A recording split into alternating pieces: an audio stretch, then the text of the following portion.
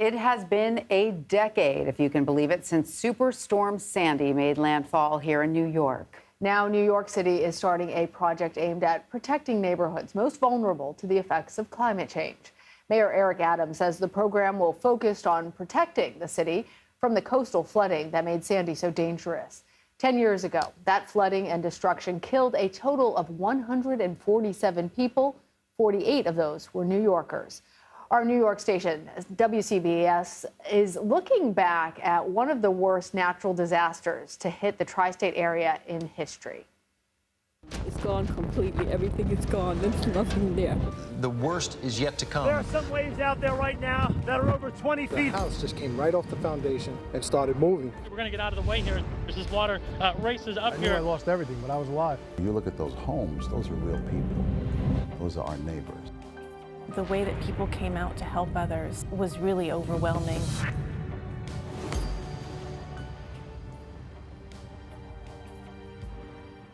Dick Brennan joins us now. He is an anchor and reporter for WCBS and was an integral part of the station's coverage of Superstorm Sandy. It is so good to have you here. The special really looks incredible. So take us back to October 29th, 2012. What do you remember the most about the day that Sandy hit New York? Well, we knew the storm was coming, but literally not this type of storm. In fact, they invented the name for it, Superstorm. It wasn't a hurricane. It wasn't a nor'easter, as we frequently get in the Northeast. It was a very strange storm. And essentially, it turned on us, came right in, and created massive flooding. And I think you guys know from covering these storms, the worst part of a storm is not always the wind, it's the flooding. Yeah. And for me, I was sitting in our studio. First thing that happened, we are on 57th Street here, folks. A crane collapsed 3 blocks away.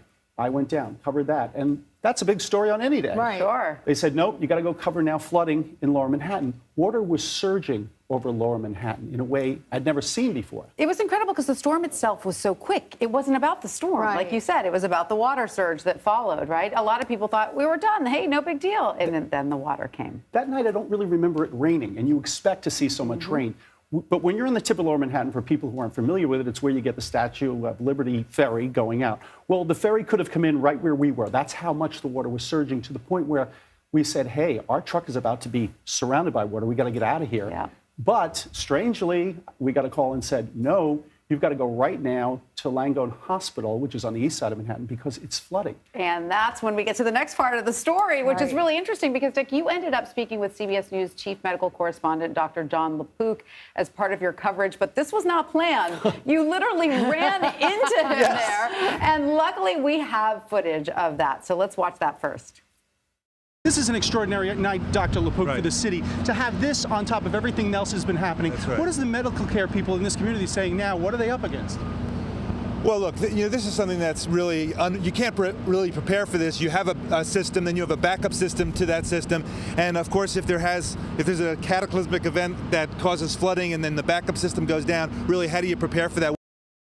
Pretty fortuitous that you ran into Dr. LaPook there, but what did you glean about how the city was responding to this unprecedented storm? Well, the old story about all storms is we're always responding to the last storm, but since we'd never had a storm like this, nobody could quite get their hands around it. Flooding in that type in Manhattan was extraordinary. I remember covering an emergency responder conference about 15 years ago, and these guys were describing something like this. I'm rolling my eyes and saying, okay, these are the worst case responder guys.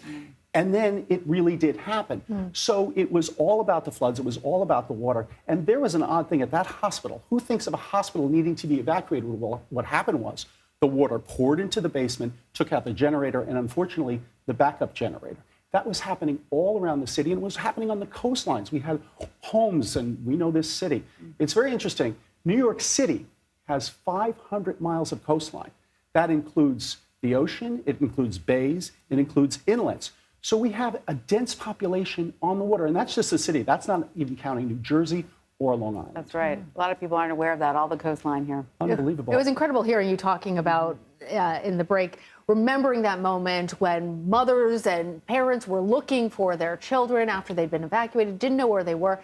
How did New York change in that moment? I think watching that one scene unfold, even for me, and we've all seen a lot of awful stuff in our life, but parents were showing up at that hospital, and they were literally first wanting to know if their kids were okay, and second wanting to know where they were. Well, they didn't know if their children were okay, and they didn't know where they were because the hospital was doing what they had to do, was evacuating them, and often to different hospitals. I know at least one case where there were two kids going to two different hospitals. You can imagine the panic and the fear. Like twins? Yes, twins. Wow. I don't recall if it was twins or not, but there were two separate situations. And that was happening all over the tri-state area in terms of parents, families wondering about their loved ones, wondering, not being able to get cell service.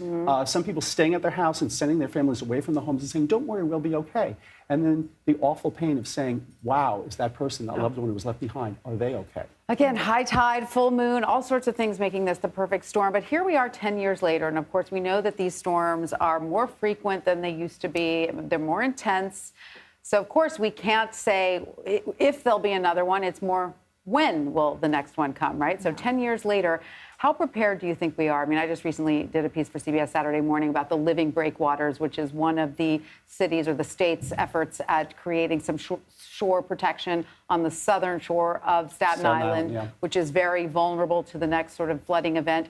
How protected, other than that, do you think the city is, the tri-state area is, for another Superstorm Sandy? Well, we just saw you guys reporting that Mayor Adams had a press conference yesterday. Folks, that's 10 years later. He's doing a press conference breaking ground on a wall for the Lower East Side of Manhattan, 9 feet high wall that you could literally engage 2 or 3 days before the storm. And it's going to run about 2 or 3 miles. It costs $350 million. As I said, 500 miles of coastline. We're talking 3 miles. Many other projects around the New York City area that don't have enough money. In fact, Mayor Adams says he's looking for about $8 billion from the feds to help complete these projects. So the news is we're a long way off. So much more needs to be done for sure. Well, Dick Brennan, thank you so much for coming and sharing all those recollections with us. It was really great having you with us on set. Incredible reporting and Thank you. an incredible look back. Thank you. And if you are in the tri-state area, you can watch CBS News' New York's original documentary, Sandy, tonight at 7 p.m. Eastern, and you can stream it on CBSNews.com. Just click on the local section to find CBS News New York.